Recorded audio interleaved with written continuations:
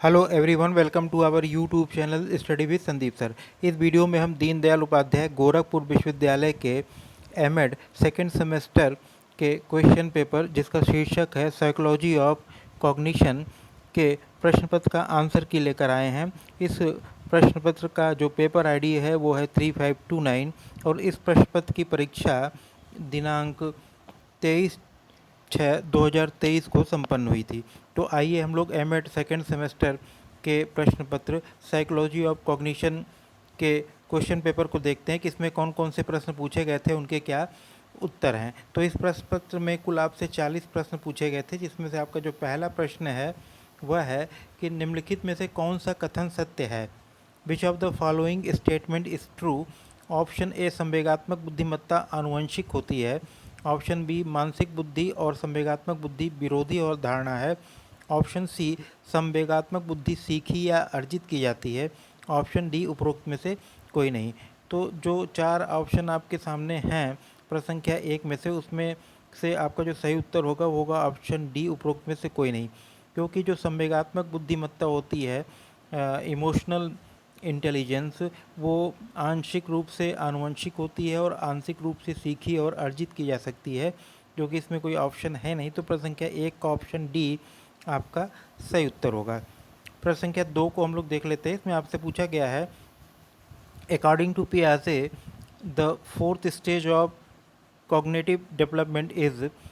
पियाजे के अनुसार संज्ञानात्मक विकास की चतुर्थ अवस्था है। ऑप्शन ए, अमूर्त संक्रियात्मक अवस्था, formal operational stage. Option B, परंपरागत अवस्था, option conventional stage. Option C दिया है अमूर्त प्रतिबिंबात्मक अवस्था, formal iconic stage. Option D दिया है मूर्त संक्रियात्मक अवस्था, कॉन्क्रीट ऑपरेशनल स्टेज। तो पियाजे के अनुसार जो संज्ञानात्मक विकास की जो फोर्थ स्टेज होती है वो होती है फॉर्मल ऑपरेशनल स्टेज, यानी प्रश्न संख्या 2 का ऑप्शन ए आपका सही उत्तर हो जाएगा। प्रश्न संख्या 3 को हम लोग देखते हैं। इसमें आपसे पूछा गया है कि जीन पियाजे के अनुसार पूर्व संक्रियात्मक चरण में बच्चे निम्न में से क्या कर पाते हैं। अकॉर्डिंग टू जीन पियाजे, which of the following children are able to do in the pre operational stage. Option A, वस्तुओं की पहचान तथा उनका विभेदीकरण प्रारंभ कर देते हैं। ऑप्शन बी, संश्लेषण एवं विश्लेषण में समर्थ हो जाते हैं। ऑप्शन सी, समस्या समाधान में समर्थ हो जाते हैं। ऑप्शन डी, उपरोक्त में से कोई नहीं। तो प्रश्न संख्या 3 का ऑप्शन ए आपका सही उत्तर होगा। जीन पियाजे के अनुसार जो है वो प्री ऑपरेशनल स्टेज में जो बच्चा होता है वो वस्तुओं की पहचान तथा उनका विभेदीकरण प्रारंभ कर देता है। प्रश्न संख्या 3 का ऑप्शन है आपका सही उत्तर होगा। प्रश्न संख्या 4 को हम लोग देख लेते हैं। इसमें आपसे पूछा गया है कि आवश्यकता अंतर्नोद प्रोत्साहन किसने प्रतिपादित किया है। Who formulated need drive incentive. Option A, Herbert Spencer. Option B, Homer. Option C, Hilgard. Option D, Henry. तो आवश्यकता अंतर्नोद प्रोत्साहन, ये जो फार्मूला है वो हिलगार्ड का है। तो प्रश्न संख्या 4 का ऑप्शन सी आपका सही उत्तर हो जाएगा। प्रश्न संख्या 5 को देखते हैं, क्वेश्चन नंबर 5। इसमें आपसे पूछा गया है, which of the following qualities is not reflected in high emotional intelligence. Option ए, उच्च संवेगात्मक बुद्धि में निम्नलिखित में से कौन सा गुण परिलक्षित नहीं होता। ऑप्शन ए, प्रशंसा। ऑप्शन बी, आत्म संयम। ऑप्शन सी, अवसाद। ऑप्शन डी, संतुष्टि।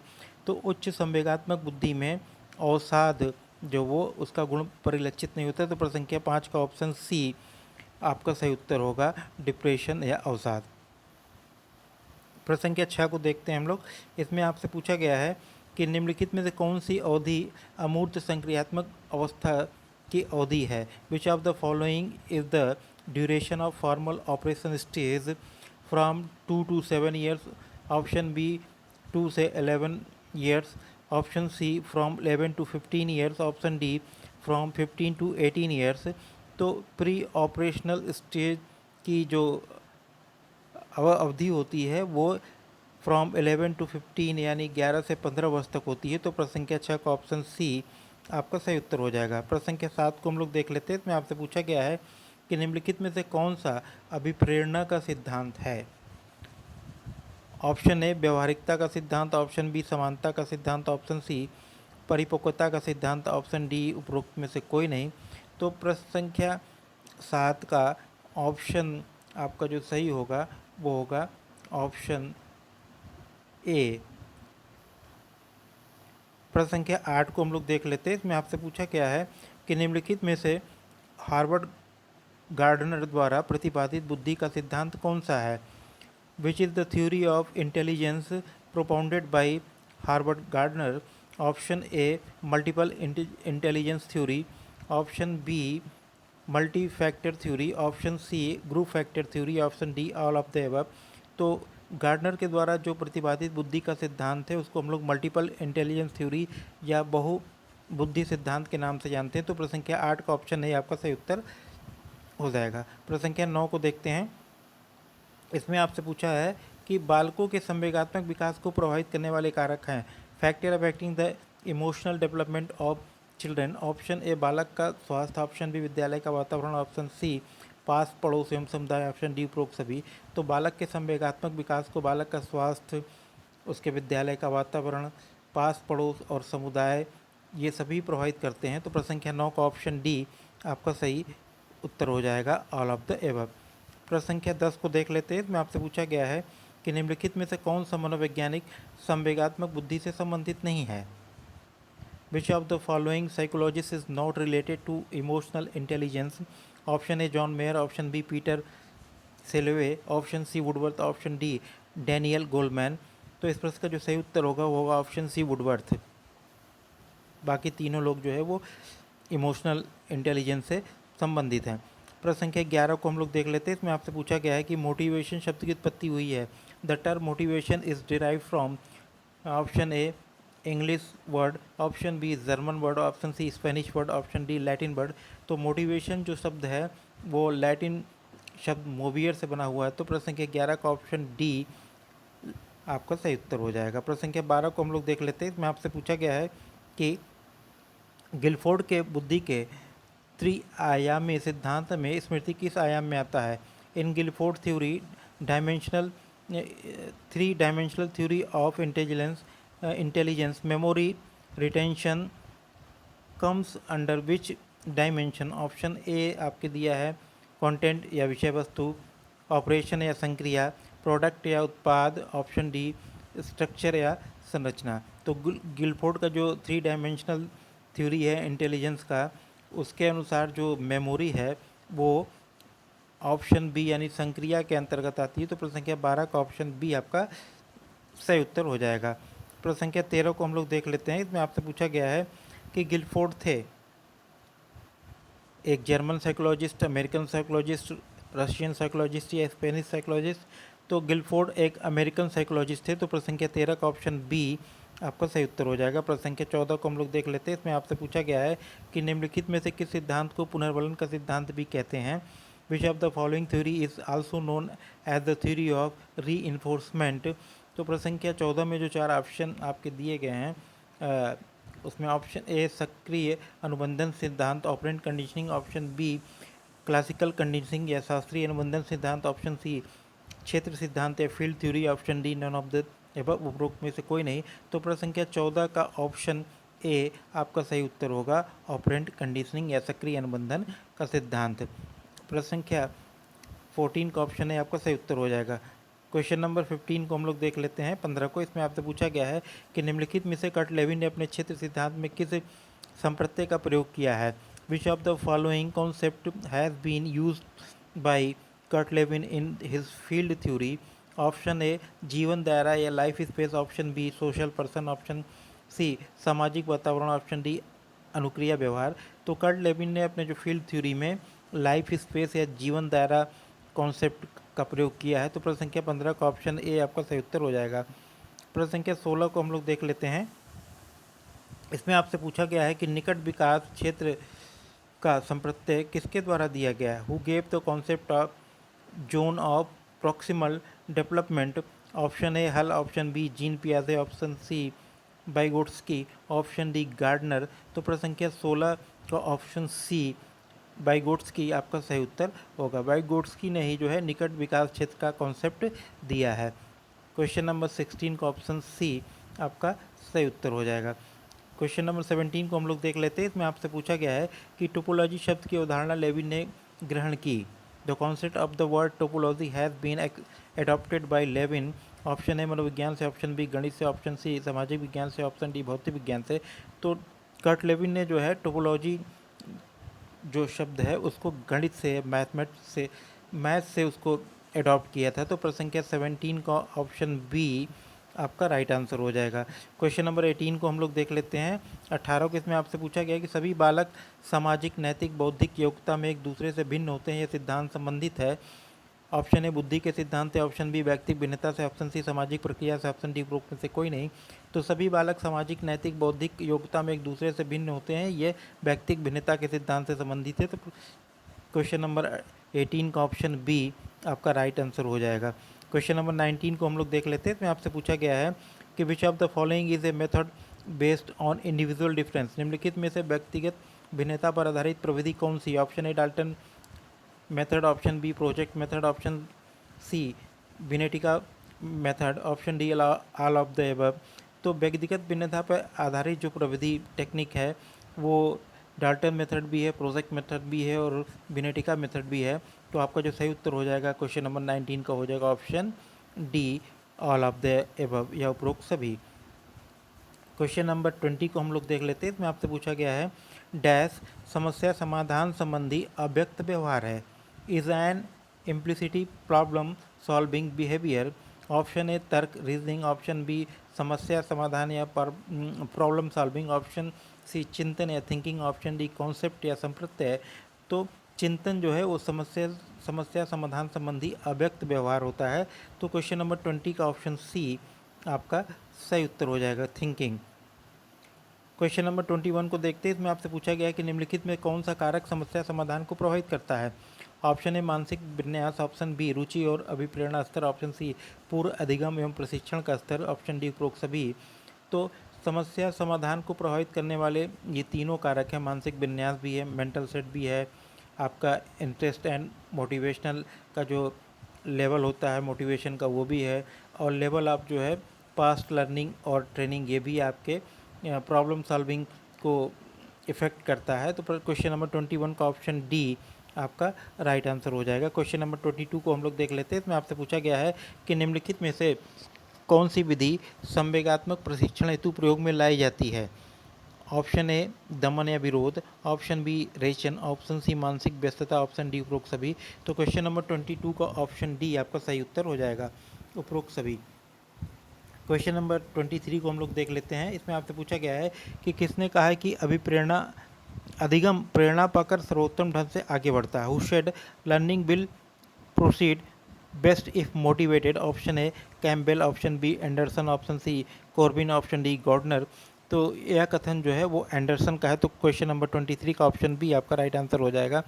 क्वेश्चन नंबर 24 को हम लोग देख लेते हैं। इसमें आपसे पूछा गया है कि मूल प्रवृत्ति अभिप्रेरणा सिद्धांत का प्रवर्तक है। Proponent of instinct motivational theory is. Option A James Weber, option B McDougall, option C Abraham Maslow, option D risk. तो मूल प्रवृत्ति का जो अभिप्रेरणा का सिद्धांत है वो मैकडूगल का है। तो प्रश्न संख्या 24 का ऑप्शन बी आपका सही उत्तर होगा। क्वेश्चन नंबर 25 को हम लोग देखते हैं, 25 को। इसमें आपसे पूछा गया है कि जेबी वाटसन अधिगम के किस सिद्धांत से संबंधित हैं।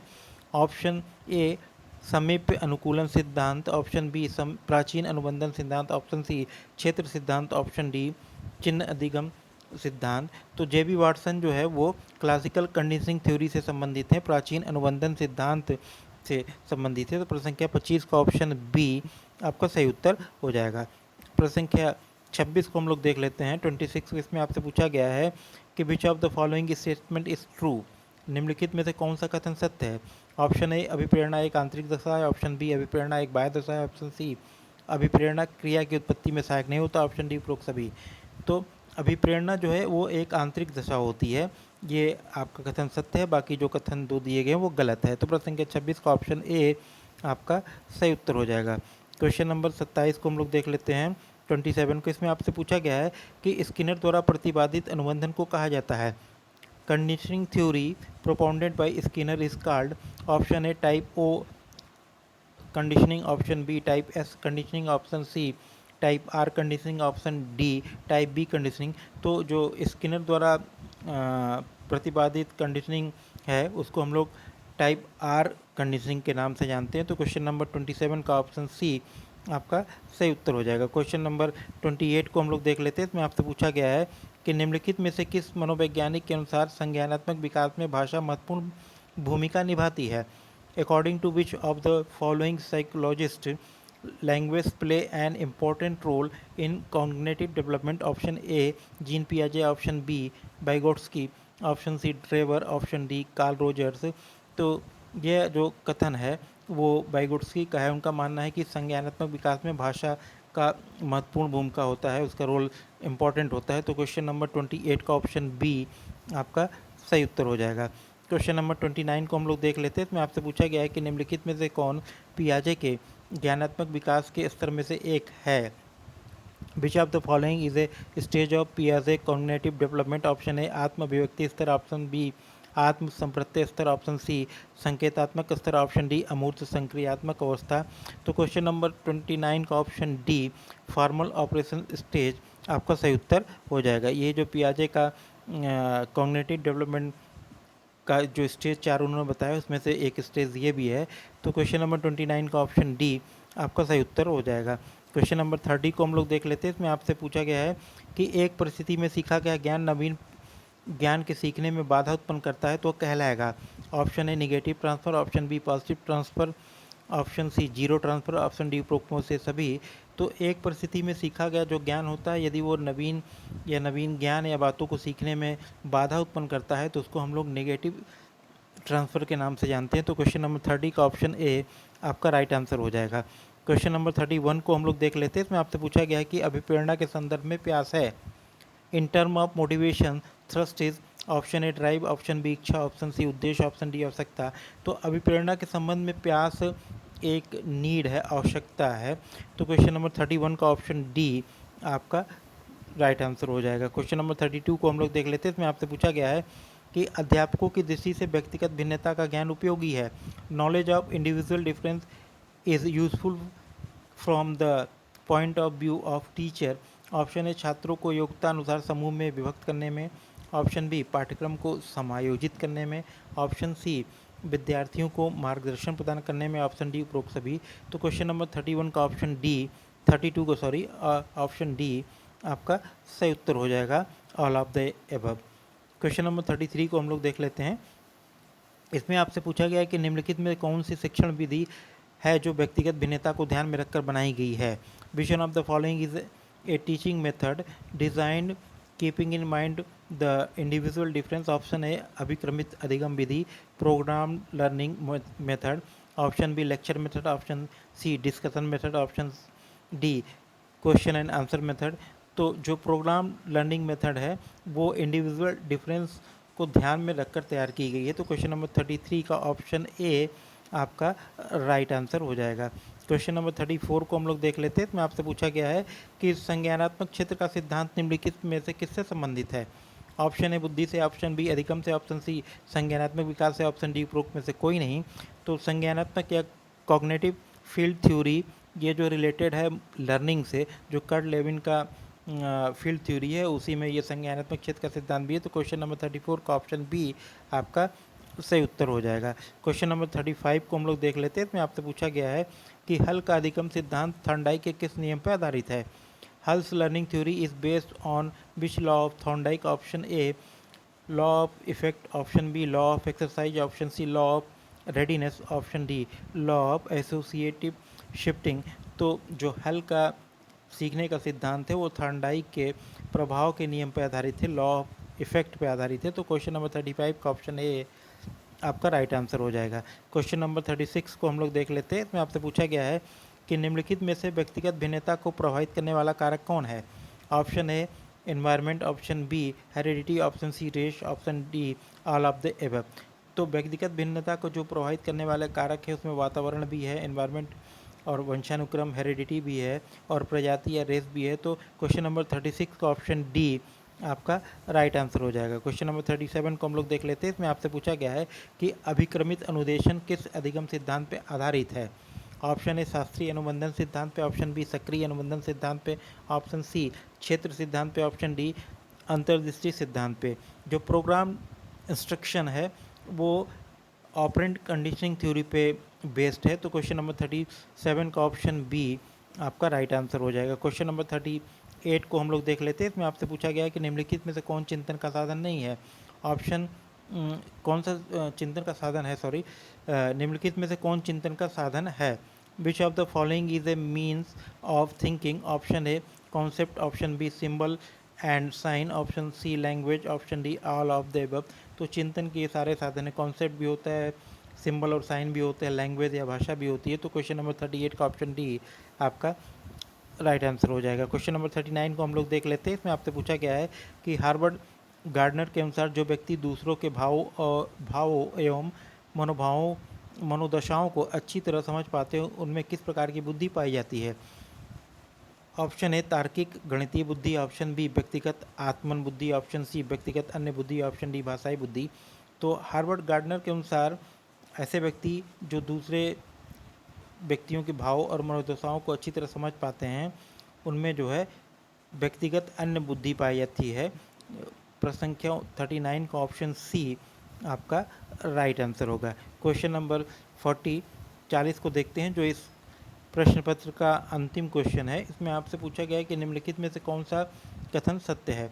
ऑप्शन ए क्लासिकल अनुबंधन में अनुक्रिया ऐच्छिक तथा आत्मप्रेरित होती है, ये गलत है। क्लासिकल कंडीशनिंग में जो है अनुक्रिया वॉलेंट्री नहीं इनवॉलेंट्री होती है। और ऑप्शन बी दिया है कि क्लासिकल अनुबंधन में उद्दीपन अनुक्रिया का साहचर्य समीपता के नियम पर आधारित होता है, ये सही है। ऑप्शन सी दिया है कि क्लासिकल अनुबंधन में उद्दीपन तभी प्रस्तुत किया जाता है जब प्राणी वांछित अनुक्रिया करे, ये गलत है। ऑप्शन डी उपरोक्त में से कोई नहीं। तो आपसे पूछा गया है कि इसमें से कौन सा कथन सत्य है।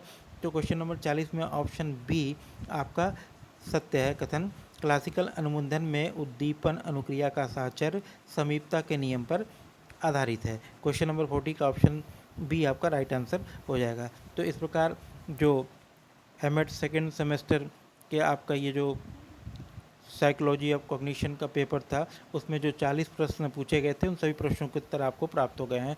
तो यदि यह वीडियो आपको अच्छा लगे तो इसको लाइक कीजिएगा, इसको शेयर कीजिएगा, और यदि आप हमारे चैनल पर नए हैं तो चैनल को सब्सक्राइब करना मत भूलिएगा। धन्यवाद।